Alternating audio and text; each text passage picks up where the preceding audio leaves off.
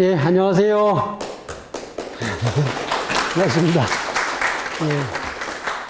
미래일터 안전보건포럼 공동대표 이영순입니다. 금년도 포럼은 안전보건공단에서 지원해 주시고, 오늘 이 포럼은 대한산업안전협회와 우리 미래일터 안전보건포럼이 공동으로 주최합니다.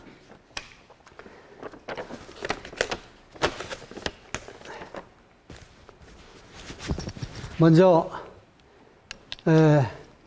우리 포럼을 안전문화 확산 대상 사업장으로 선정해서 지원해 주신 안전보건공단 안종주 이사장님과 사업장 안전문화 혁신을 위해서 이 포럼의 공동 주최로 참여해 주신 박종선 안전협회 회장님께 감사의 말씀을 드립니다.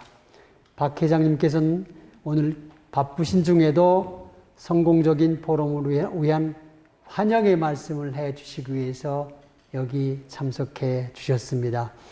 대단히 감사합니다. 오늘 포럼에서 주제 발표를 해 주실 전 한국복지대학교 장성민 총장님과 대한산업안전협회 나원석 안전문화 컨설팅 국장님께 감사의 말씀을 드립니다. 그리고 큐레이터로 포럼과 토론을 진행해 주실 미래일터 안전보건포럼 김병진 운영위원님께도 진심으로 감사의 말씀을 드립니다. 또한 토론에 참여하여 좋은 의견을 주실 안전학회 백종배 회장님, 쿠팡 주식회사 유인종 부사장님, 재단법인 피플 군안전보건연구센터 오정일 센터장님, 안전협회 강태원 부장님께도 감사의 말씀을 드립니다. 이분들 모두 안전 분야, 그 중에서도 맡으신 분야에서 대한민국의 최고의 전문가이시며 대가들이십니다. 바쁘신 중에도 이 분야의 발전을 위해서 우리 포럼의 초청에 흔쾌히 참여해 주셨습니다. 대단히 감사합니다. 오늘 우리 포럼에서 논의할 주제는 금년도 대주제는 첨단기술 활용과 안전문화 혁신으로 안전보건 솔루션을 찾다의 두 번째 오늘 포럼 주제입니다. 주제로는 사업장 안전문화 혁신 방안입니다.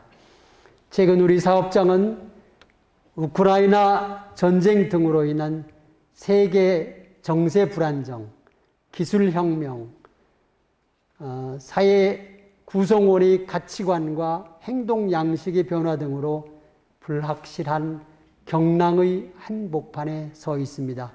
여기에 중대재해까지 계속적으로 발생해서 사업장은 더욱 크게 어려워하고 있습니다. 시대가 바뀌면 안전보건관리 프레임도 바뀌어야 합니다. 안전기술이 바뀌고 규제가 바뀌고 안전문화도 바뀌어야 합니다. 이제 기술 기반 안전관리나 규제 기반의 안전관리만으로는 좀 부족합니다. 이를 탈피해서 안전문화를 기조로 한 현장 실천을 중시하는 종합 안전보건관리 체계로 바꾸어야 할 것입니다. 그것은 기존의 관리 패턴이나 기존의 문화로는 한계가 있기 때문입니다. 안전의 유지 정지는 관심과 실천이라고 생각합니다. 이를 위해서는 새로운 형태의 안전문화가 형성되어야 하겠습니다. 기업 문화는 기업의 전략, 규범, 신념과 구성원의 가치관, 관심, 행동, 업무 태도 등 그의 습관 같은 것들이 관련이 되어 있습니다. 안전문화는 이러한 요인들이 안전보건과 연계되어서 구성원들이 공통적인 양식으로 변화할 때 형성된다고 생각합니다. 그러나 문화를 바꾸는 것은 쉽지 않습니다. 문화는 특정 조직에 속한 사람들이 공통적인 행동 양식으로 이에 영향을 주는 요인이 많고 사람들은 조직 내 나름대로의 문화를 가지고 있기 때문입니다. 세계적인 조직 문화 전문가인 존 R. 칠드러스는 문화를 바꾸려면 첫 번째로 새로운 문화에 대한 구체적인 행동 양식을 만들 수 있는 비즈니스 프로세스를 설계하고 구성원 모두가 참여하여 혼신의 노력을 할 수 있는 여건을 만들고 여기에 시간과 정열을 모두 쏟아 부어야 한다고 했습니다. 안전문화 혁신에도 이러한 일련의 노력이 필요할 것입니다.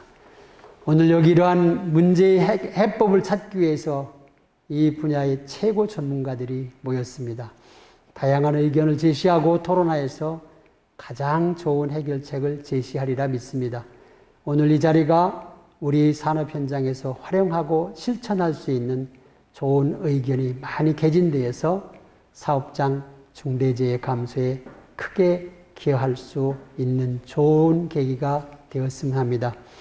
끝으로 미래 1타 안전보건 포럼이 만들어져서 오늘에게 이르기까지 포럼이 나아갈 방향을 제시하여 주시고 아낌없는 성원을 주시는 송영중 포럼 공동대표님과 정유석 재단법인 피플 설립자님께 감사드립니다. 그리고 이 포럼의 주제 선정에서부터 전반적인 운영사항을 검토하고 협의하여 주시는 포럼 운영위원님들과 자문위원님 그리고 이근환 사무총장님과 재단법인 피플 임직원 여러분께도 감사의 말씀을 드립니다. 또한 오늘 포럼의 주제 발표자님, 큐레이터님과 토론자 여러분, 여기 함께 해주신 여러분들과 그리고 유튜브로 아마 시청을 하실 분도 계실 텐데 이 여러분들께도 다시 한번 감사의 말씀을 드립니다. 그리고 오늘 발표 장소를 제공해 주신 안전보건공단 서울 남부지사 박진호 지사장님과 관계자 여러분에게도 심심한 감사의 말씀을 드립니다. 여기는 오늘 특별히 회사에서도 좀 여러분 나오셨습니다. 사실은 좀 더 많은 분들이 나오셨으면 했는데 아직도 코로나 여파는 끝나지 않은 것 같습니다. 여기 나와주신 여러분에게 다시 한번 감사의 말씀을 드립니다. 감사합니다.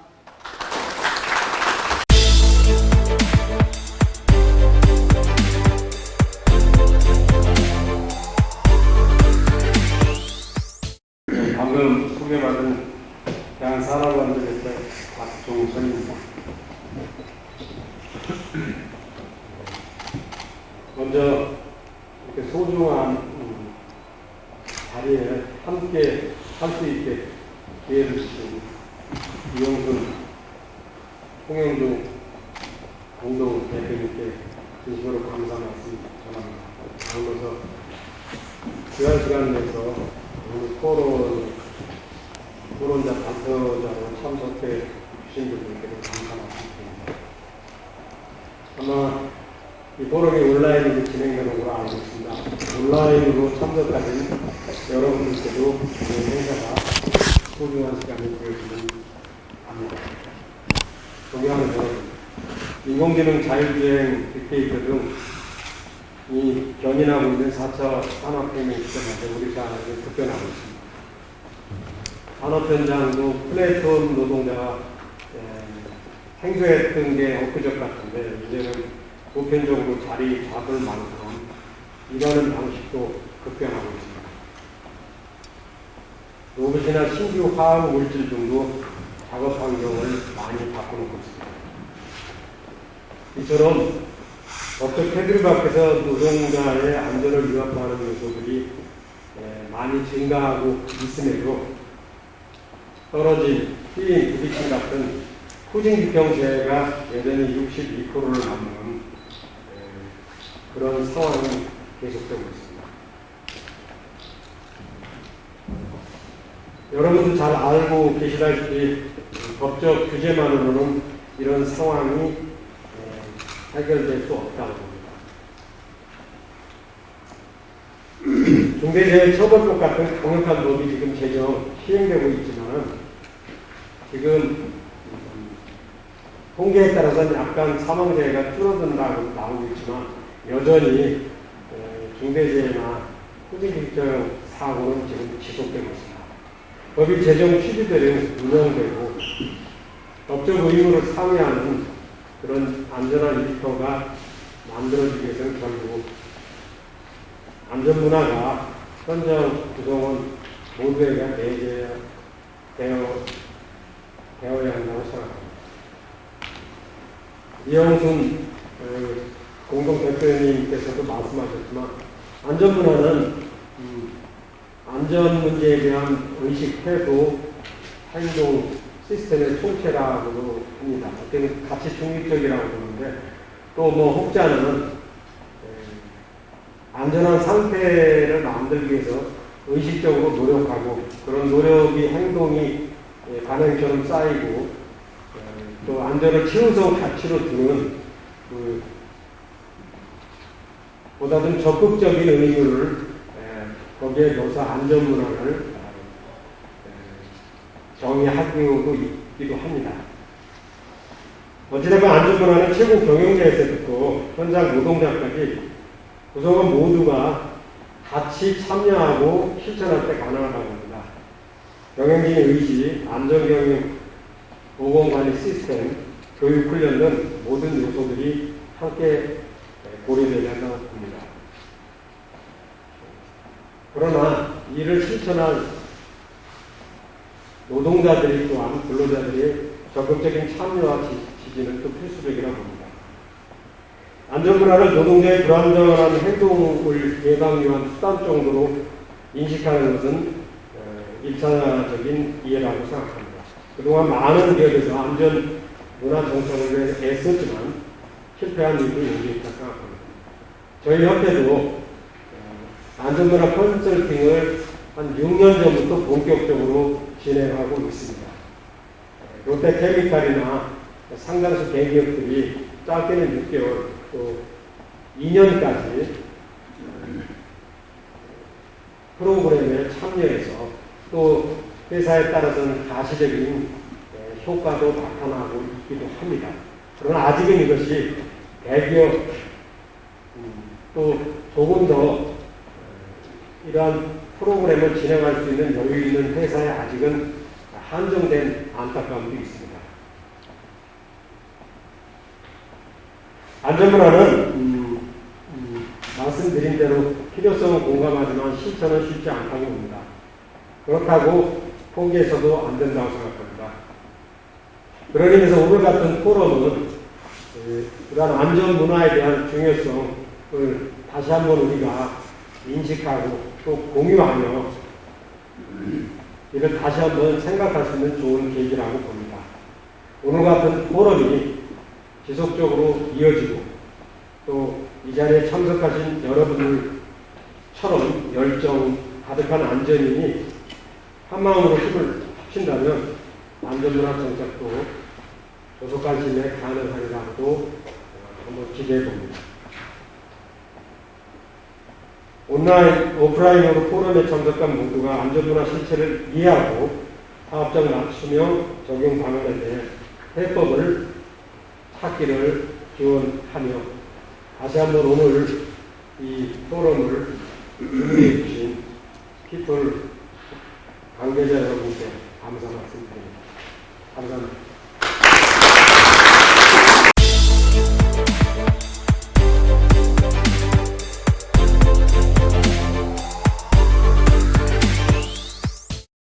먼저 인사드리겠습니다.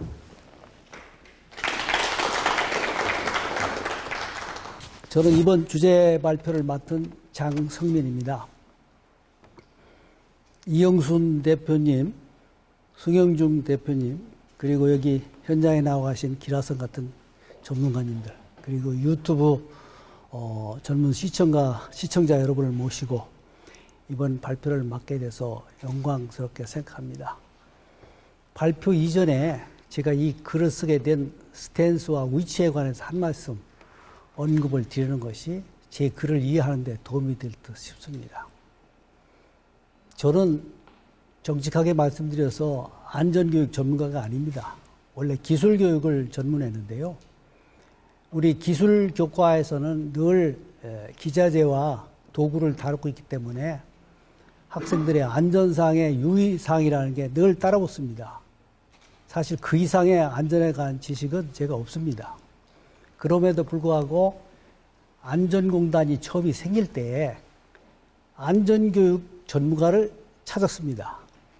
근데 그중 한 사람이 제가 거기에 이제 초청을 받고 참석하게 되었습니다만은 그때 이후로 다소간 안전에 관해서 관심을 갖게 되었습니다. 기술교육에서 요구하는 안전교육 이상의 전문성이 없음에도 불구하고 안전교육 전문가가 없다는 이유만으로 제가 안전공단에 참여해서 일을 하게 된 계기가 되었습니다.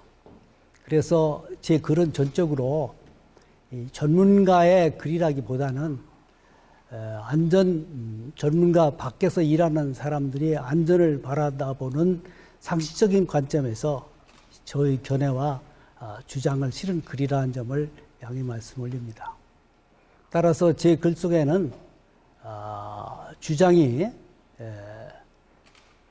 전문가들 입장에서 볼 때에 충분치 못하거나 부족한 부분도 있으리라 믿습니다. 많이 용서해 주시고요. 다만 넓은 상식과 넓은 문화의 관점에서 저희 소견을 피력한 글이라고 이해해 주시고 이러한 글을 통해서 넓은 의미의 안전에 대한 정책 아이디어나 정책 아젠다를 발굴하는 데 도움이 되었으면 싶습니다. 오늘 제가 발표하고자 하는 제목은 안전문화의 혁신 방향입니다. 목차는 대개 스크린에 나와 있는 것 같이 관점 및 문제의 제기, 안전문화의 현황과 문제점, 그 다음에 안전문화 혁신 방향 이런 순서로 말씀을 올려보겠습니다. 다음 것 넘겨주시죠. 안전문화라는 개념은 매우 넓습니다. 근데 지금까지 안전문화라고 하는 관점에서 문제를 제기하는 것은 지금까지 정책과 많은 제도를 적용하였음에도 불구하고 안전공학적 접근을 통해서 많은 솔루션을 내놨음에도 불구하고 일정 시점까지는 안전사고가 줄어드는 효과가 있지만 일정 시점 이후에는 그렇게 안전사고가 줄어드는 비율이 매우 낮아지고 있다는 것입니다. 소위 실링 이펙트라는 게 나타나고 있는데요. 이것을 통해서 우리가 생각해 볼 수 있는 것은 지금까지의 안전문화와 정책과 제도와 법률만 가지고는 충분하지 않다는 이런 가정을 생각해 볼 수가 있습니다. 그래서 첫째는 이 안전문화의 관점에서 저는 세 가지의 그 관점에서 안전문화를 다시 접근해 볼 수 있다는 생각을 갖게 되었습니다. 하나는 인간 인식과 행동의 관점입니다.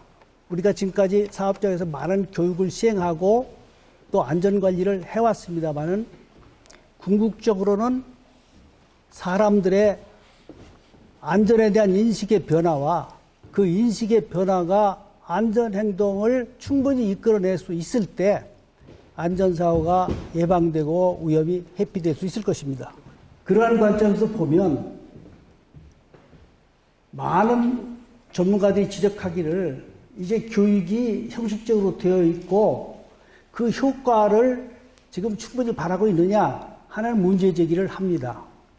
그것은 다시 말해서 안전교육이 안전의 인식의 변화를 초래하고 안전행동을 충분히 유발할 수 있다는 전제하에 교육이 이루어졌습니다만은 실상은 그렇지 못하다는 가정을 숨기고 있는 것입니다.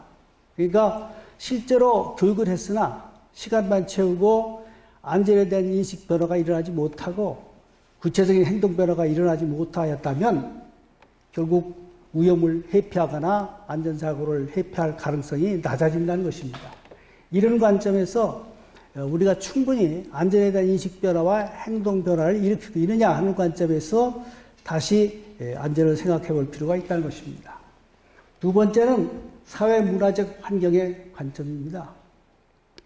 우리는 환경의 지배를 받고 있고 인간은 환경과 상호작용을 통해서 일을 하고 있습니다. 이런 상호작용을 일으키는 환경 자체가 불안전하거나 인간 행동에 적합하지 않을 때는 인간의 오류와 실수를 유발할 수 있다는 것입니다. 그래서 이 작업장의 환경이나 사회 환경이나 제도가 보다 안전에 적합할 수 있도록 환경이 조성된다면 안전사고율이 그만큼 줄어들 것이라는 가정을 하는 것입니다. 그래서 우리의 모든 사회 환경과 안전 환경에 있어서 사고를 줄일 만큼 불안전한 환경 요소가 얼마나 존재하고 있느냐, 얼마나 줄어드느냐 하는 것을 다시 한번 검토해 볼 필요가 있다는 것입니다. 세 번째는 물리적, 기술적 환경 여건의 관점입니다. 우리는 일을 할 때 기계와 상호작용을 하고 있습니다. 그런데 과거에 비해서 소위 인간공학이라는 게 에로노믹스라는 것이 나와가지고 그 인간의 신체적인 특성, 관성, 행동 특성에 맞도록 기계를 설계하고 작동할 수 있도록 만들면 인간의 오류가 그만큼 줄어든다는 것입니다. 이런 관점에서 지금까지 생산 설비나 도구, 기계가 인간공학적 관점에서 충분히 그 에러와 오류를 막을 수 있도록 설계되고 작동되느냐 하는 것을 다시 한번 생각해 볼 필요가 있다는 것입니다. 두째 번 큰 토막으로는 안전문화의 현황 문제점을 제 나름대로 진단해 보겠습니다. 안전문화라는 말은 아마 제가 알기로는 체르노빌 원자력 누출 사고 이후에 그 보고서에서 언급된 말로 알고 있습니다. 근데 그때까지의 보고서를 보면은 기술적인 문제를 넘어서 그 안전에 대한 인간의 가치와 지식과 또 이해가 부족함으로써 더 많은 인재를 유발하게 되었다고 하는 것이 그 보고서의 요점입니다. 그래서 보다 넓은 사회, 문화적인 영향 요소가 이 사고에 관련되어 있다고 보고 그러한 문화 요소를 잘 알고 관리하는 것이 더 중요하다. 이런 인식을 최초로 이 보고서에서 담게 되었습니다. 그래서 이후로 안전문화라는 개념이 이제 정착을 하게 된 것으로 저는 이해를 하고 있습니다. 그리고 우리나라에서는 1995년에 삼풍백화점 사고 이후로 국민 전체에 대한 안전의식이 높아졌다고 생각합니다. 그 해에 안전문화 추진위원회라는 것이 국무총리 산하에 만들어져서 저도 그때 안전문화위원으로 위촉을 받아서 활동을 했었습니다만은 그 이후로 이 안전점검의 날도 만들고 안전문화 운동도 하고 여러 가지 그 안전에 관한 단체들이 만들어져서 활동이 시작된 걸로 알고 있습니다. 두 번째는 그 과학적 기술적 관점의 개념과 논쟁점을 좀 말씀드려 보겠습니다. 우리가 흔히 지금 안전을 접근하는 방법은 안전공학입니다. 안전공학이라는 것은 인간과 상호 작용하는 기계, 환경과의 상호작용을 통해서 그 과정 속에서 생기는 불안전 요인이나 위험 요소를 찾아내고 그걸 예방하고 해결할 수 있는 그 솔루션을 찾아내는 것이 안전공학이라고 생각을 합니다. 그런데 이 안전공학의 접근에 지금 한계가 있다고 하는 것이 많은 사람들의 새로운 인식입니다. 지금까지 40, 50년 동안 안전공학적 접근에서 솔루션을 찾아냈음에도 불구하고 사고율이 그렇게 생각보다 많이 줄어들지 않고 있기 때문입니다. 어떤 측면에서는 사고가 더 대형 사고가 증가하고 있다는 통계도 나오고 있습니다. 그래서 이 안전공학적 접근에 한계가 있다는 말은 인간 행동이 불안전하기 때문에 완벽하게 인간 행동을 통제할 수 없다는 것이 하나의 문제점이고 또 제로 디펙트 테크니컬 메저죠. 기계라는 것을 우리가 아무리 고안하고 작동을 시켜도 사고가 없는 완전 무결한 기계를 만들 수 없다는 것입니다. 그러니까 사고율을 줄일 수는 있어도 완벽하게 사고가 일어나지 않는 기계는 있을 수 없다는 겁니다. 아무리 자동화 기계를 하더라도 이런 점에서 우리는 아무리 안전에 관한 노력을 해도 안전사고가 제로로 일어나는 일은 발생하지 않는다는 것이죠. 다만 안전사고를 줄여나갈 수는 있다고 하는 가정이 있다는 것입니다.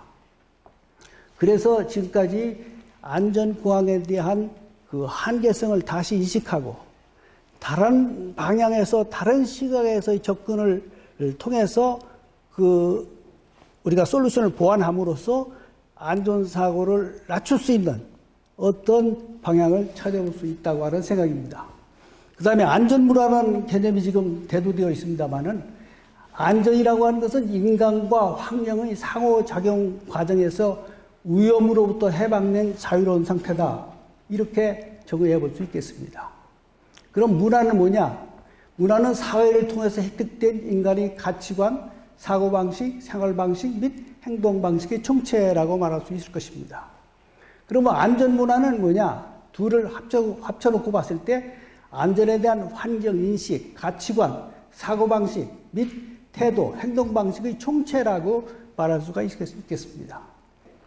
세이프티 엔지니어링 하면은 그 분명한 한계가 있고 내역이 분명합니다. 그래서 어떤 방식으로 안전에 접근해야 된다는 것이 분명합니다. 그렇지만 그거는 그 나름대로 한계가 노출된다는 것입니다. 그래서 이 안전문화라는 개념이 대두됨으로써 그 한계를 극복하는 보다 넓은 시각에서 다른 관점을 도입함으로써 통합적인 접근을 가능하게 한다는 것이죠. 이 안전문화라는 개념을 우리가 도입했을 때의 이점은 지금까지 안전공학의 밖에 원인을 제공하고 있는 이런 사각지대의 안전 문제를 새롭게 인식하고 이러한 문제를 통해서 안전공학과 더불어서 통합적인 접근을 가능하게 해줄 수 있다는 것입니다. 물론 이렇게 해도 안전사고가 제로로 가는 일은 없겠습니다만은 그러나 안전사고를 대폭 줄이는 데는 도움이 될 수 있을 것이라는 가정을 해봅니다. 다음은 안전문화의 전통과 뿌리에 대해서 생각을 해보겠습니다. 우리는 주로 서구적인 관점에서의 안전 이론을 도입해서 오늘날까지 적용을 하고 있습니다만은 우리에게는 이런 전통적인 안전사상이 없었는가 하는 의문을 갖게 되는데요. 안전문화라는 걸 다시 한번 생각해 보면은 민주주의 인본사상에 기초한 안전문화다. 그 민주주의 인본사상에 기초한 안전문화는 뭐냐? 민주주의라고 하는 이상은 인간 존엄성의 실현이 있습니다. 휴먼 디그니티입니다. 인간 가치는 최고로 존엄하기 때문에 다른 어떤 가치보다도 우선하기 때문에 그 인간의 존엄성을 인정하는 데서 민주주의와 자유주의는 시작을 하는 겁니다. 그래서 이 인간의 존엄성이라는 것은 생명이 위험으로부터 안전한 상태로 이루어지는 것입니다. 이것은 소극적으로 생명이 안전해야 위험부터 해방되어야 질병으로부터 해방되어야 가난으로부터 해방되어야 위험한 상태로부터 해방되어야 안전할 수가 있을 것입니다. 그러나 이것은 소극적인 안전에 불과한 것입니다. 진짜 이런 생명을 안전을 추구하는 이유는 우리가 잠재 능력을 개발해서 셀프 리얼라이제이션, 자기 최선화를 실현해야지만 인간의 존엄성이 완성되는 것입니다. 그래서 이 서구에서의 이 민주주의 사상이라고 하는 것은 바로 생명의 안전을 기초로 해서 최선화 실현을 하는 이것이 우리 인본 사상의 민주주의의 기본적인 생각입니다. 그러면 우리나라에는 이런 안전에 관한 그 전통과 뿌리가 없었느냐 하는 문제를 제기할 수 있습니다.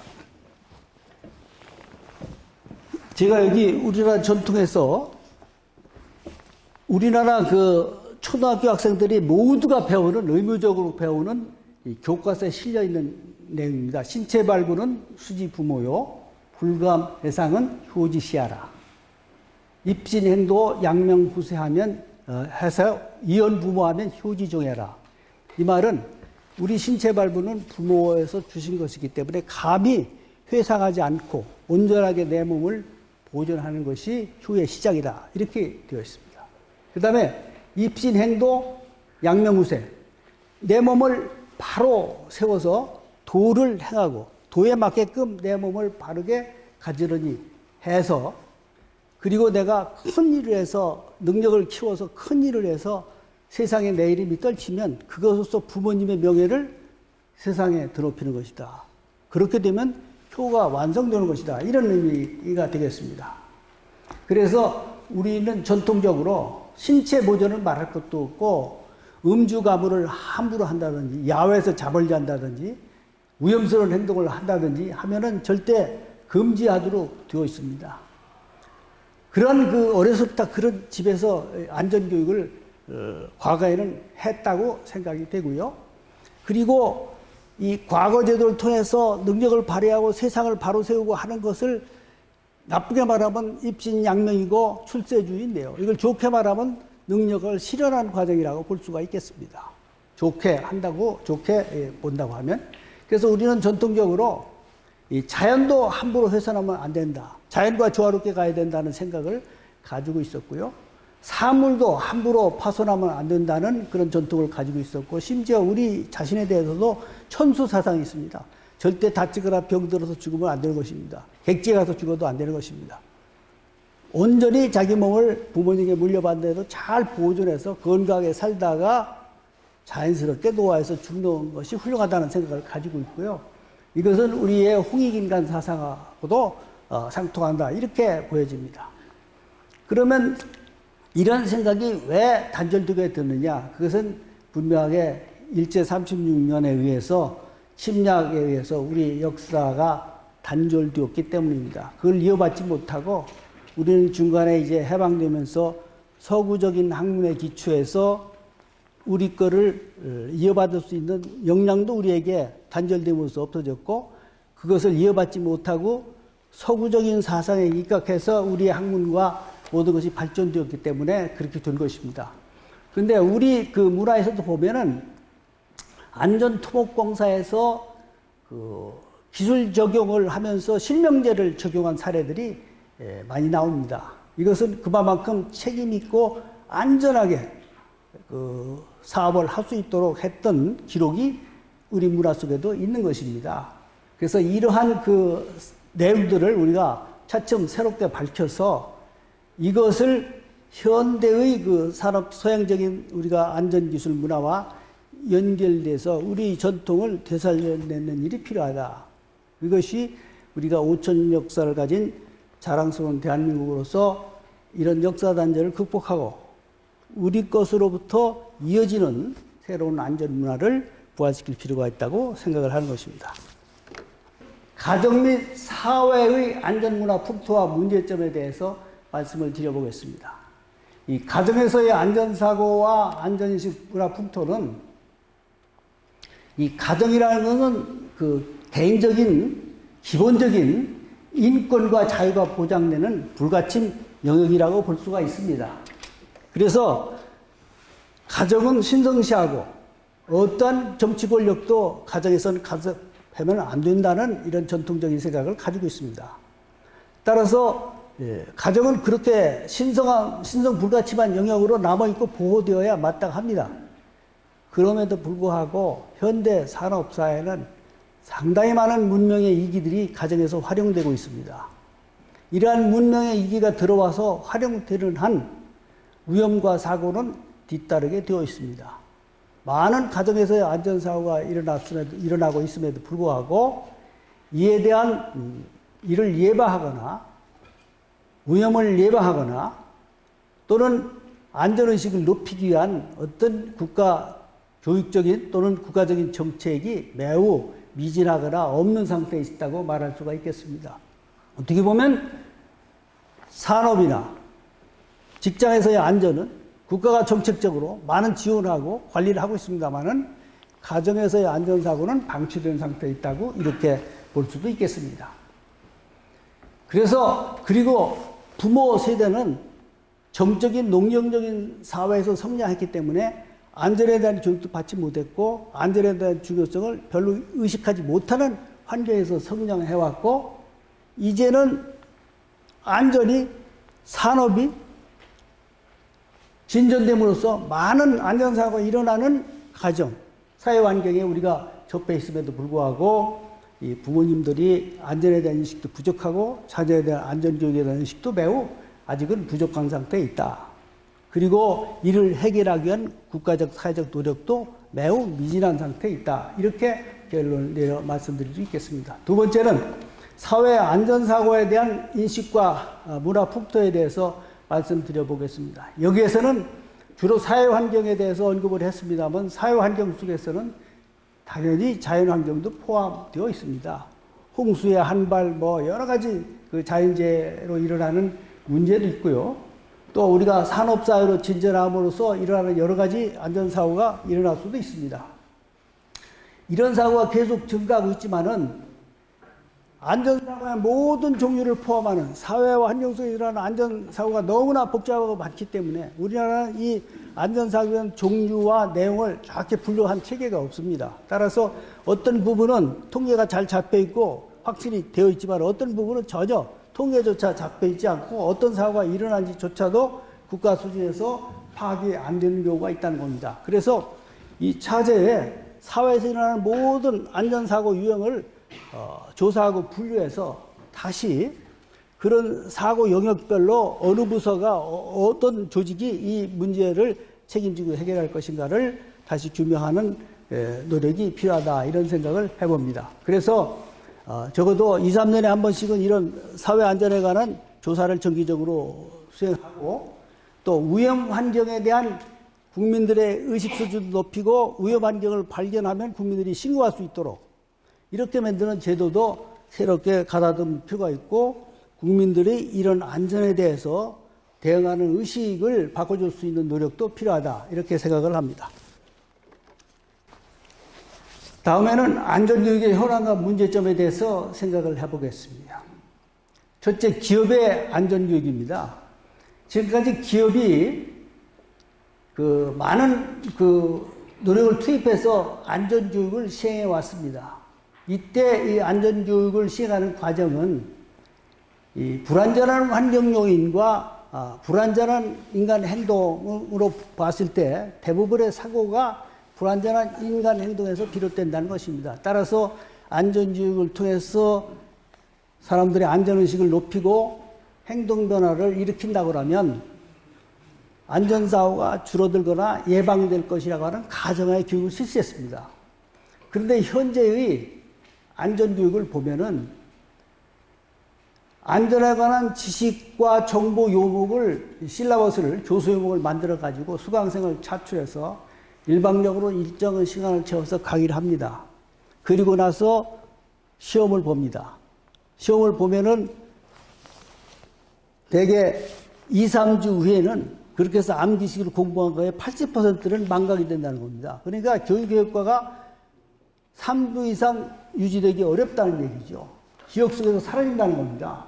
그러니까 이런 대부분은 망각으로 사라지고 교육의 효과가 높지 않다는 것입니다. 그 다음에 학교 안전교육의 현황과 문제점을 살펴보겠습니다. 이 학교에서 안전교육 교과는 극소수의 학교가 일부 선택을 하고 있고요. 일부 국가의 안전 내용이 반영되고 있습니다만은 학교 전체에 대한 체계적인 안전 교육 과정이 없다는 겁니다. 그리고 학교 안에도 안전공제가 만들어져서 안전시설을 점검하고 확충하는 노력을 하고 있습니다만은 안전에 대한 교육과 안전행동 하는 그런 관행은 아직도 학교에 만들어지지 않고 있다는 겁니다. 안전문화 혁신 방안에 관해서 말씀을 드려보겠습니다. 안전시설 장비 및 도구 혁신 방안은 말할 것도 없이 지금 우리가 작업장에서 사용되고 있는 시설, 기자재, 도구를 인간공학적 관점에서 어떤 위험이 도사되고 있는지 그리고 그런 문제점 무엇인지를 사전에 분석 연구하고 그거에 대한 대응책을 세워 나가는 것입니다. 두 번째는 작업장 환경의 혁신입니다. 작업 공간이 개인에게 충분한 공간을 가지고 있고 조명이나 색조나 모든 것이 인간에게 적합한 환경을 가진다고 하면 습도나 이런 것들이 조명이나 이런 것들이 안전하다고 하면 오작동을 일으킬 가능성이 적어지고 작업 능률도 올라간다는 겁니다. 그리고 작업장에서의 안전 지시와 작업 지시가 따로 분리돼서 이중의 지시가 내려오면 혼란을 가져올 수도 있고요. 그래서 이것이 하나 통합돼서 작업장에서는 관리가 되어야 마땅하고 그리고 작업하는 순서나 이 절차가 명료화되어 있어가지고 작업자들이 혼돈을 일으키지 않도록 하는 환경을 만드는 것입니다. 이런 관점에서의 작업장 환경이 어떻게 되었는지를 다시 한번 점검하고 개선 방향을 따져볼 필요가 있다는 것입니다. 다음은 사회안전혁신의 방향인데요. 이 자연재해나 사회에서 일어날 여러 가지 위험물에 대한 분류체계를 새로 만들어서 빠진 부분이 없도록 찾아내고 그런 부분에 대한 안전대책을 보다 강화하는 것입니다. 그리고 안전문화 운동이나 국민의 의식 체계를 더 강화시켜서 전 국민이 이런 위험이나 안전 문제를 신고하고 지역사회 단체가 같이 관과 민이 협력해서 공동으로 대처하는 이러한 협력 방안을 만들어낼 필요가 있다고 하는 것입니다. 두 번째는 기업과 안전 인식 및 태도의 혁신 방향인데요. 제일 중요한 것은 지금 기업에서 하는 교육은 한마디로 저비용, 저효율, 시간 채우기, 형식식 교육을 하고 있다. 이 얘기는 교육은 하고 있지만 실제로 내면적 인식 변화나 행동 변화를 도모하는 숙달학습을 강구하지 못한다. 이 영어로 마스터 러닝이라고 그러는데 이걸 완전 학습이라고 번역하는 사람도 있고 숙달학습이라고 번역하는 사람도 있고 마스터라는 게 완숙하게 되는 걸 의미하지 않습니까? 그래서 그런 숙달학습이라는 뭐냐면 학습자가 필요성을 느껴서 자발적인 동기로 오감을 통해서 체험학습을 하고 그것을 다시 새로운 장면에 적용해보는 학습을 해야지만은 자기 학습이 된다는 것입니다. 이렇게 해서 새로 배운 지식과 정보가 내 안에 들어있다가 일정한 시간이 되면 망각으로 사라지는데 이러한 반복 체험학습을 통해서 내가 기존 가지고 있는 인지구조와 새로 배운 것이 하나로 통합되는 새로운 인지구조를 형성하도록 만들어야 완전한 자기 지식이 된다는 것입니다. 그래서 이 암기 위주의 교육은 별 효과를 크게 내지 못한다는 것이고요. 그 다음에 노잉 하우가 있습니다. 노잉 대은 그렇게 하는 것이고 노잉 하우는 내 몸이 안전 행동을 자동 반사적으로 일으킬 수 있도록 일정한 연습을 통해서 숙달하지 않으면 위기 순간에 이런 행동에 대응하지 못한다는 겁니다. 언제 내가 생각해서 행동을 하겠습니까? 자동 반사적으로 일어나도록 일정한 수준의 연습을 시켜서 그것이 습관화되도록 교육을 해야 된다. 그래야 안전행동으로 이어지고 효과를 받을 수 있다고 하는 얘기가 되겠습니다. 그 다음에 학교 안전교육의 혁신 방향은 지금 학교 안전교육에 관한 기본법, 교육법, 대학법, 초중등 교육법에는 안전에 대한 의식이 만들어지기 전에 만들어진 법이기 때문에 안전교육과 내외에 관한 언급이 없습니다. 분명한 언급이 없습니다. 그래서 이 기본법에다가 이걸 다시 확실히 넣고 그 이하 하위법에도 안전교육의 내용을 확실히 해서 여러 가지 법률이 요구가 상충되지 않도록 일관되게 할 수 있도록 했으면 좋겠다는 겁니다. 두 번째는 학교에서의 안전교육을 실시하고 교육과정을 체계적으로 만드는 일이 되겠습니다. 학교 급별 교육에 대해서는 우리가 전체적으로 나선형 교육과정, 기초부터 넓게 퍼지면서 연속해서 나갈 수 있도록 하는 교육과정을 만들 때 초등학교, 중학교, 고등학교, 대학별로 이와 같이 교육과정을 구성했으면 좋겠다는 의견입니다. 가정 및 사회에 관한 것은 가정에서의 다양한 안전사고 예방과 대응 매뉴얼 개발, 가정에서의 안전사고에 대한 교육 프로그램, 또 직장 사회에서의 안전사고 대응 매뉴얼, 또 이에 대응하는 교육, 이것을 해야 되는데 이걸 개발하는데 어느 기관에서 어떻게 개발해서 교육할 건지를 좀 다시 한번 생각했으면 좋다는 얘기가 되겠습니다. 맞는 말은 이 사회 전체를 통해서 통합적이고 종합적인 접근을 안전문을 통해서 다시 생각해 볼 수 있다. 그리고 이 통합적 접근을 통해서 동시다발적인 접근을 통해서 시너지 효과를 낼 수 있다. 그리고 주민 및 전 시민이 참여함으로써 함께 참여함으로써 각 안전의 주체와 국민의 역할이 함께 어우러져 나갈 수 있도록 하는 새로운 계기를 만들어 보자는 것입니다. 그리고 이 통합적 접근을 통해서 새로운 어떻게 정책을 만들어서 실효성을 거둘 수 있는 일을 우리가 다시 한번 생각해보고 방안을 마련했으면 좋겠다. 이상 마치겠습니다. 감사합니다.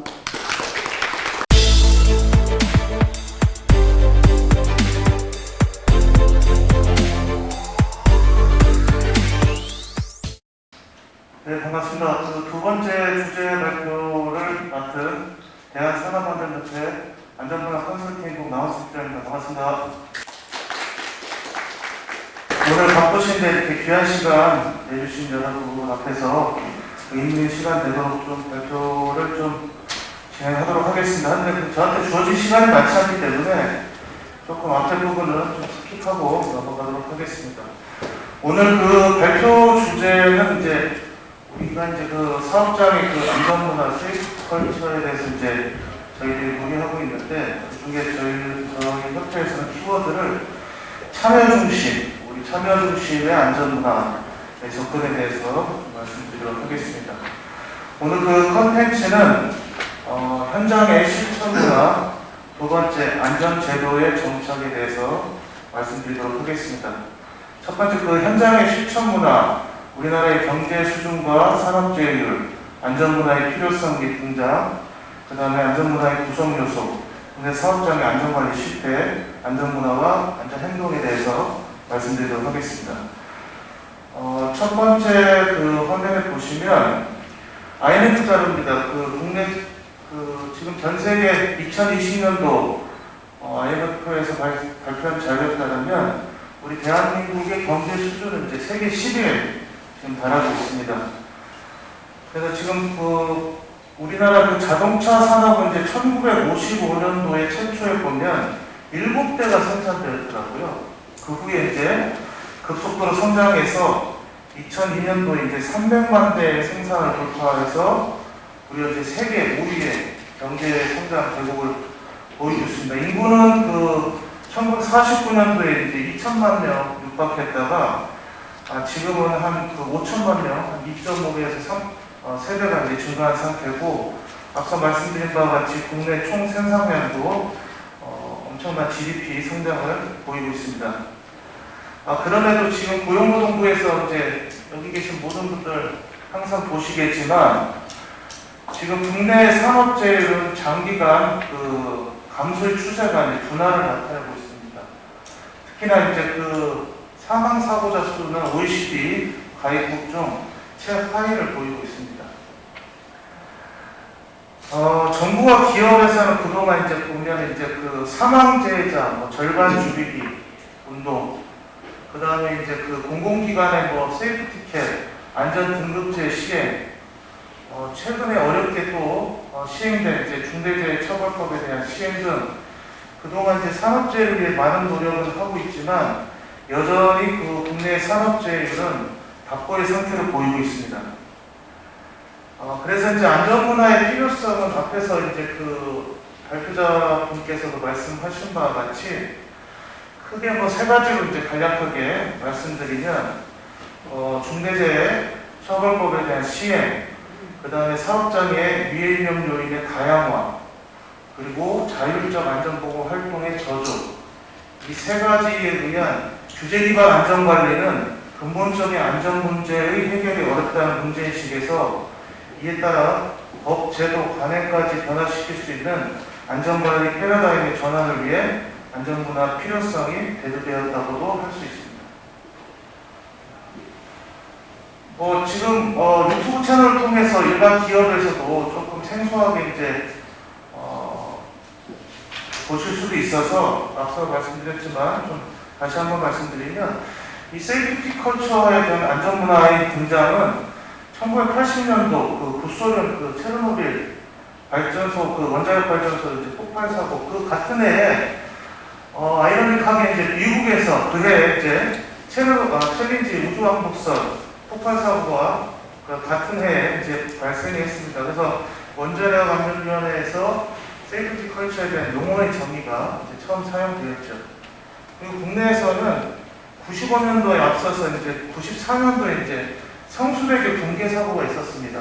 그때 이제 민간 주도 차원의 비체계적인 안전문화 활동에 대한 시작으로 국내에서는 95년도 상품백화점 붕괴사고 때 안전문화의 개념의 정의가 도입돼서 시작되었다고 할 수 있습니다.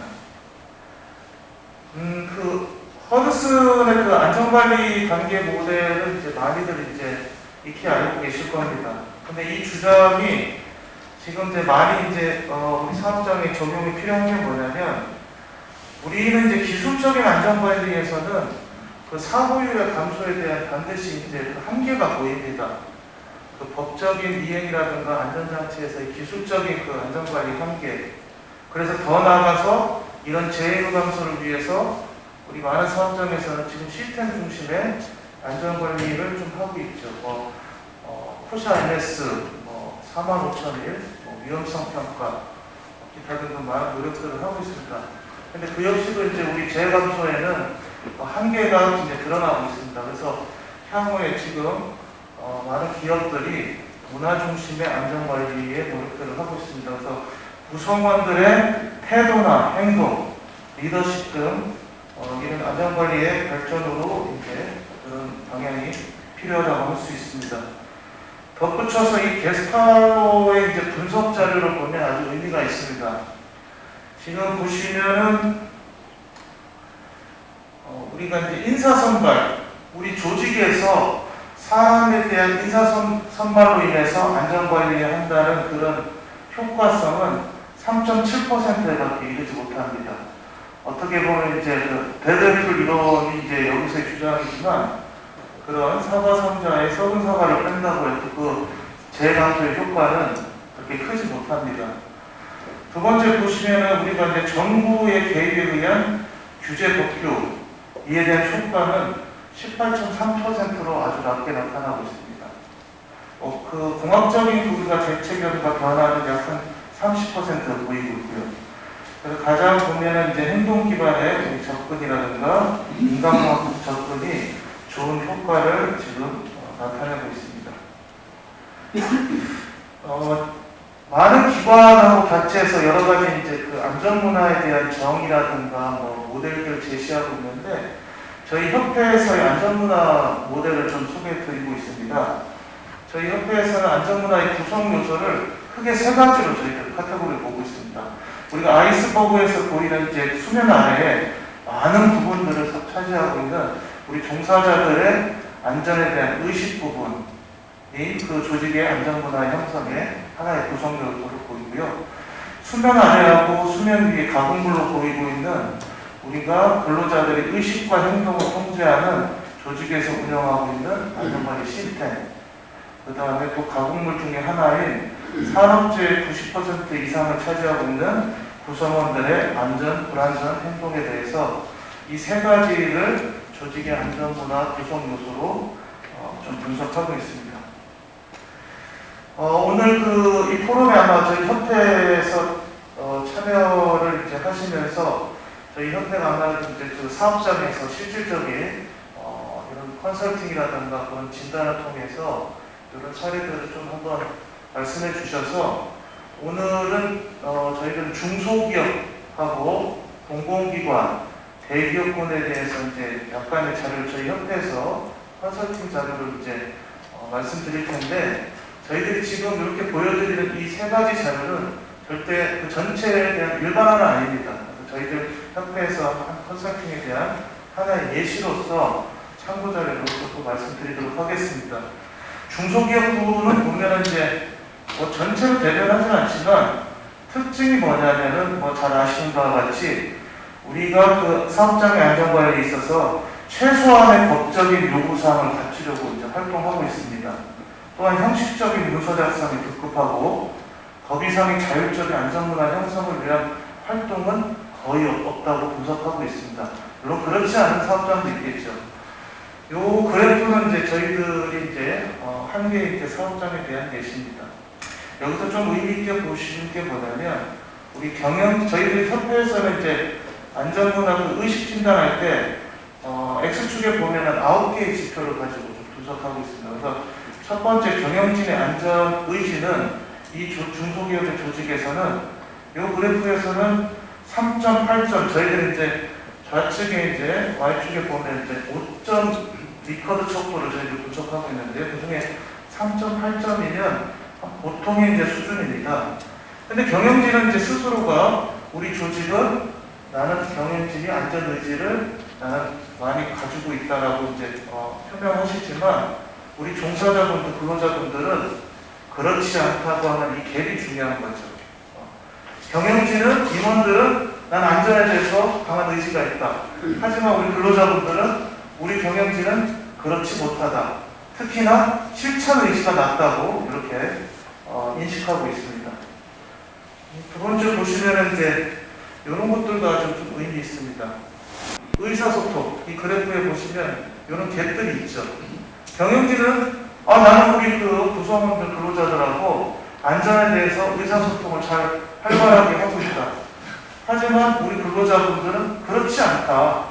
우리 중소기업에는 안전에 대한 채널도 확보되어 있지 않고 안전에 대해서 어떤 이슈에 대한 피드백도 없다. 이렇게 이제 이런 갭들이 아주 중요합니다. 사고관리도 마찬가지입니다. 중소기업에서 이제 경영진과 임원들은 사고에 대한 공유를 하고 있다고 하지만 우리가 중대한 사고, 흔히 얘기해가지고 이런 말씀 좀 조심스럽지만 중소기업이든 어디 가면 골절제일까지는 뭐 공상으로 하고 절상 이상 장애가 남을 때는 산업재해를 처리한다. 그래서 이런 그 사고관리에 대한 공유라든가 그런 것들이 경영진하고는 많은 차이를 보이고 있습니다. 두 번째 그 공공기관에 대한 하나의 그 예시입니다.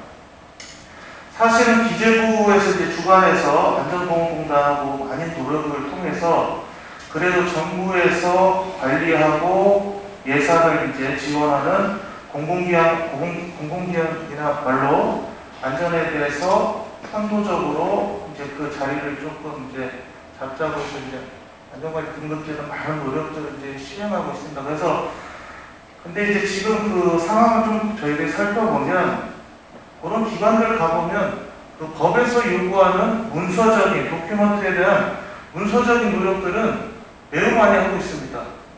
평가받으시니까 보셔서 서류적인 부분들은 법에서 요구하는 최소한의 사항들을 많이 갖추려고 노력합니다. 이런 문서적인 그 노력들도 그 좋은 시간입니다. 안 하는 것보다는 좋은데, 근데 이런 문서들이 중요한 것들은 현장의 특성을 고려하지 않고 작동성이 없다는 거죠. 문서는 문서이고 또 현장에서는 현장감과 이제 괴리감이 있다 보니까 이 문서가 작동성 있게 관리되지 않고 그 효과성이 낮다는 게 사실은 조금 문제라고 좀 할 수 있습니다. 근데 그 공공기관을 보면 이제 특이한 거는 이제 그 중간관리자들, 경영진과 이제 중간관리자, 관리감독자죠. 이런 분들이 이런 인식이 아주 높게 나타난 것은 그래도 공공기관의 관리감독자들은 그래도 아직 인식이 우리가 그 산업재해 예방에서 일선에서의 관리감독자로서의 그러한 역할과 책임은 높게 아직 인식하고 그런 예방 활동을 하고 있다고 보시면 좋을 것 같습니다. 그런데 공공기관도 전체는 아니지만 이런 현장 안전 분위기, 이런 규정, 현실에 맞지 않는 규정, 의사소통 이런 것들은 여전히 중소기업에 비해서 높지 않게 나타나고 있습니다. 공공기관 그 인터뷰 내용 좀 샘플로 좀 발췌한 건데요. 하나 보여드리면 안전관리 부서의 이제 그 목적은 이제 우리가 이제 선제적인 사고 예방의 기능을 이제 해야 하지만 사고 수습 기능만 하고 있는 상황입니다. 이런 이제 그 현장에서의 그 보이스들이 좀 많습니다. 그 다음에 이제 선제적인 안전관리를 하는 부서가 아닌 안전부서는 이런 선제적인 안전관리를 하는 부서가 아닌 안전에 대한 보고를 받는 부서로 인식되는 경향들이 있습니다. 그 다음에 조직이 커지고 인력이 늘어갔으나 안전부서는 조직이 커지고 인력이 늘어갔으나 직접적인 지원을 받는다는 느낌은 아니며 확인하고 요청하는 번거로움이 있습니다.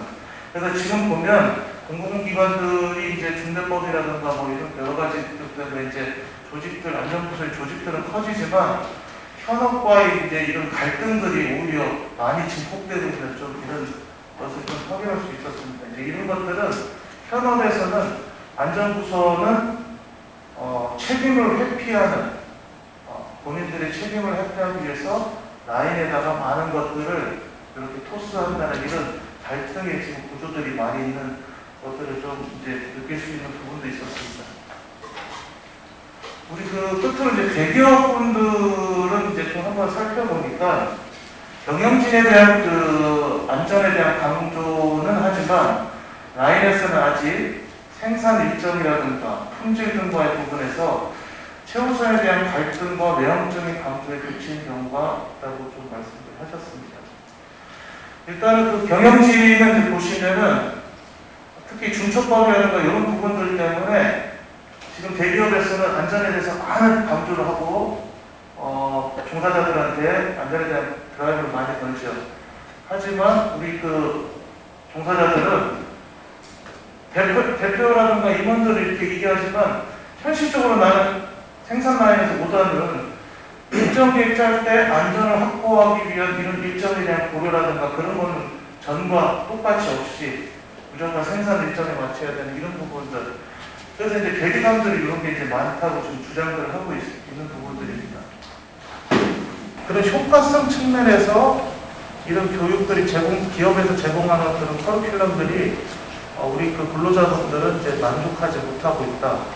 이런 형식적인 앞서서 이제 발표하신 분께서도 말씀하셨지만 이런 법에서 주어진 이런 형식적인 테두리 안에서 이제 교육들이 이제 제공되고 있기 때문에 종사자분들은 그에 대해서 만족하지 못하고 있는 이런 상태들입니다.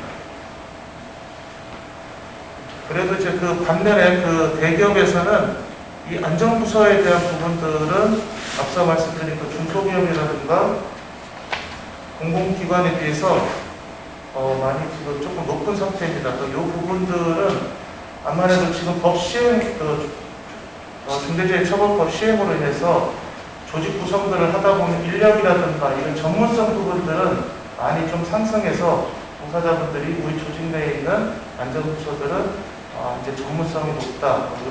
사실 그래서 그 대기업에서는 이제 보시면은 그래도 이제 중소기업에 비해서는 그래도 이제 안전에 대한 자원, 뭐 예산이라든가 인력 이런 부분들이 그래도 과거에 비해서 많은 그 경영자들께서 이제 투자의 개념으로 많이들 이제 지원하고 계시는데 그래서 이제 저희들도 전년도에 이제 모 기업의 그 중대재해에 대한 사고 조사 보통 이제 우리가 이제 그 사고에 대한 조사는 이제 육하원칙에 의해서 하지만 요즘 뭐 일반 기업에서는 단순한 그런 사고에 대한 원인들을 육하원칙에 뿐만 아니라 더 나아가서 그 조직의 어떠한 상황들, 주변에서 주어진 뭐 환경들, 그래서 이제 그 위험성 평가라든가 사고조사, 지난번 토론에서 보니까 DLV 임동호 대표님께서 그 PSM 관련해서 이제 보호타에 대해서 어떠한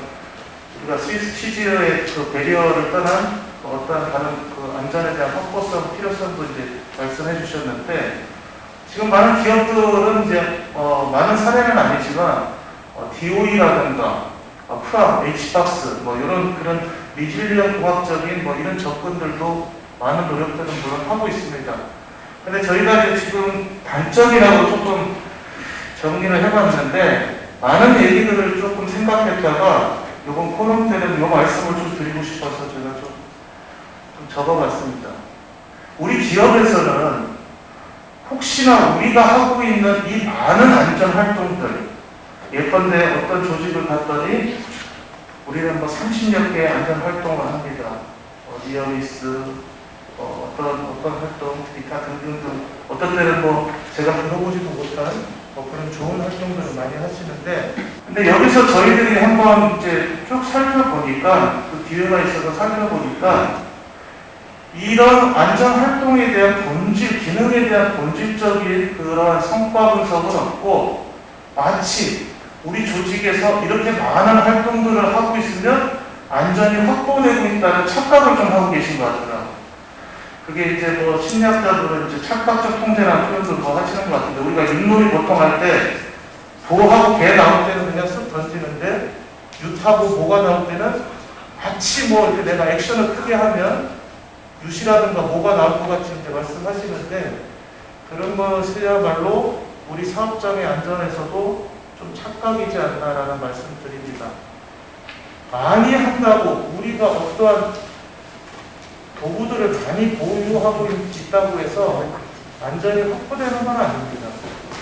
우리가 하고 있는 그 활동을 얼마만큼 실천적으로, 그리고 또한 그 기업에서는 대표적으로 좀 안타까운 게, 우리가 벤치마킹이라는 이런 그 명분 아래서 선진 사례들을 마치 많이들 이제 흡수하시죠. 뭐 좋습니다. 그런 이제 선진 사례들. 왜냐하면 이제 그런 것들은 외부적으로 봤을 때 우리가 어느 정도 이제 검증이 됐다고 하지만, 중요한 거는 우리 조직에 흡수했을 때 우리 조직 문화만의 특성에 맞게 이제 우리가 그것을 운영해야 되는데, 외부에서 하고 있는 활동을 전체를 우리가 B기업인데 A기업에서 하고 있는 거를 받아서 그대로 한다. 그런 것들의 효과성은 좀 낮다고 볼 수 있습니다.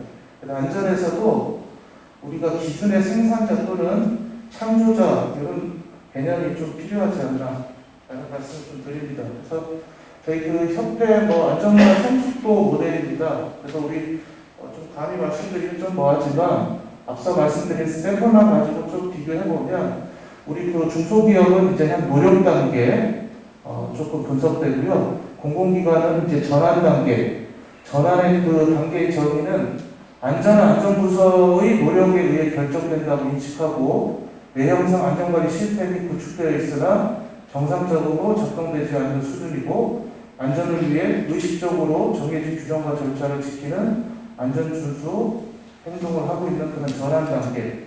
조금 앞서가는 대기업군 같은 경우는 좀 성숙 단계까지 보이고는 있다고 좀 말씀드리고 싶습니다. 요거는 이제 그 우리 충남대학교 이선희 교수님 이제 분석 자료를 최근에 미팅이 있어서 교수님 자료를 좀 인용했습니다. 교수님께서 이제 한 국내 130개 기업에 대해서 조금 한번 살펴봤더니, 안전문화가 이제 성숙되어 있는 그 조직일수록 그 행동 역시도 조금 이제 성숙한 그 모습을 보이고 있다. 이런 그 패턴을 좀 분석하셨고요. 여기서는 패턴들은 조금 이제 복잡하게 조금 퍼져 있지만, 또한 문화가 조금 성숙된 조직일수록 재해도 조금 낮게 나타나는 이런 조금 패턴을 보이고 있다는 의미 있는 분석을 좀 내놓으셨습니다. 그래서 여기서 교수님께서 강조하신 거는, 우리가 어떠한 이제 기준이라든가 규정들을 지키는 이제 준수 행동들은 요즘 그래도 우리나라는 많은 조직에서 이제 좀 성숙됐지만, 이런 것들이 더 나가서 우리가 자발적으로 안전에 대한 참여 행동이 중요하다. 이제 준수 행동을 넘어서 우리가 참여 행동이 반드시 필요하다라는 말씀을 좀 드리고 싶습니다. 이 얘기는 조금 이제 공단도 여기 계시고 해서 좀 제가 말씀드리기 좀 조심스러운데 오해는 하지 마시고요. 우리가 이제 공공기관 등급제 할 때 우리가 1000점의 테이블로 해가지고 평가를 하시는데, 쭉 살펴봤더니 이건 제가 이제 간략하게 분석한 거니까 오해는 하지 마시고, 우리가 그 1000점 중에 한 2% 정도가 우리가 그 조직에서의 안전문화 확산에 대한 노력 전수, 그러니까 너무 지금 후행적인 지표에 대해서 성과, 어떤 재해 감소, 물론 그런 결과도 중요합니다. 후행적인 지표도 중요하지만 선행적인 지표에 대한 접근도 하셔서 우리 조직에서 스스로 이제 우리가 결과가 재해가 발생했다고 해서 마치 그 사업장에 문제 있는 형태로 우리가 평가하는 것보다는 얼마만큼 재해를 막기 위한 노력들이 앞에서 선행해 있는지를, 물론 이 테이블도 자세히 살펴보면 그런 부분들이 반드시 있습니다. 근데 이런 것들이 우리가 정부 주도에서는 앞으로 좀 더 규제 기반보다는 목표 기반적으로 좀 갔으면 좋겠다라는 말씀을 좀 드리도록 하겠습니다. 그래서 앞서서 계속적인 반복적인 거지만 우리가 규제에 의한 그러한 그 안전관리는 반드시 한계가 있습니다. 목표 기반이라는 것은 우리가 재해를 얼마만큼 감소하겠다는 이런 정량적인 목표보다는 우리가 얼마만큼 어떠한 노력들을 해서 어떤 목표를 가지고 우리가 사업장에 스스로의 안전관리를 하겠다라는 이런 것들이 이제 필요합니다. 그리고 이제 저희들이 이제 통상 세이프티 원이라는 표현은 좀 이제 제가 한 말은 아니고요. 보통 우리가 여태까지 조직에서의 사업장에서 안전관리는 우리가 실패, 재해라는 어떤 그 실패적인 요소에서 이를 보완하기 위해서 노력들을 많이 했습니다. 어떤 설비에서 우리가 이제 안전방호장치가 없었다든가 어떤 교육이 안 했다든가 이런 어떠한 이제 실패에서 우리가 이런 부분들을 우리가 찾아서 노력하고 있는 부분에서는 어느 정도 한계가 있습니다. 이제는 그런 것들이 넘어서 오히려 그 많은 조직의 구성원들이 그 많은 시간 동안 이 정도밖에 사고가 안 난다는 것은 반드시 성공적인 요인들이 있습니다. 이런 성공적인 요인에서 우리가 조직에서 잘하고 있는 이런 부분들을 놓치지 마시고 잘하고 있는 것은 더 발전적으로 이 성공할 수 있는 요인들을 더 성공적으로 할 수 있게 우리가 키워나가서 이런 실패의 요인과 성공의 요인을 합쳐서 우리가 종합적인 이제 시스템적인 안전관리를 하는 것들이 필요한 것 같습니다. 그래서 성숙한 안전문화 형성을 위해 우리 사업장 스스로 안전보건에 관한 성과를 만들기 위한 목표 기반으로 구체적이고 조직의 특성에 맞는 안전관리 활동 전개를 말씀드리고 싶습니다. 그래서 우리 그 정부에서는 중소기업에 대해서 물론 이제 대기업도 뭐 지원해드리면 좋겠지만 중소기업에서는 하고 싶어도 못하고 있는 활동들이 많죠. 앞서서 이제 이런 과학적이고 선진적인 안전 활동에 대해서 우리가 여러 가지 이제 뭐 이렇게 포스터들 뭐 이렇게 지원해 주신 것도 좋지만 중소기업들이 조금 자원이 부족해서 할 수 없는 이런 여러 가지 이제 우리가 경영자가 또는 중소기업의 있는 관리자가 근로자들한테 안전에 대해서 스스로 우리가 의사소통할 수 있는 이런 코칭이라든가 이런 것들을 우리가 정부에서 좀 많은 지원을 해주셔서 이런 그 자원이 부족한 우리 기업들이 안전관리를 좀 확보하는데 도움이 됐으면 좋겠습니다. 그래서 기업과 기관의 종사자들이 왜 안전을 지키는지 우리가 앞서 발표하신 발표자분께서 하셨고 우리가 교육도 보면은 커리큘럼이 기술 기반이 너무 많아요. 위험성 평가부터 여러 가지 기술 기반이 많은데 하다못해 1년에 최소한 우리 기업에 들어온 우리 그 종사자, 협력사 종사자분들이 왜 우리 사업장에서 안전을 해야 되는지 아까 발표자께서는 이제 서양 철학과 동양 철학을 두 가지를 다 말씀해 주신데 우리가 누구나 하는 인간 존중의 이런 안전 기본 개념에 대해서 우리 사업자가 너무 놓치고 하는 것 같더라고요. 그래서 그런 부분들을 다시 한번 살펴보시고 사업장의 안전관리에 많은 힘을 쓰시면 안전보건에 관한 좋은 성과가 나타날 거라고 믿고 있습니다. 이상 발표를 마치겠습니다. 고맙습니다.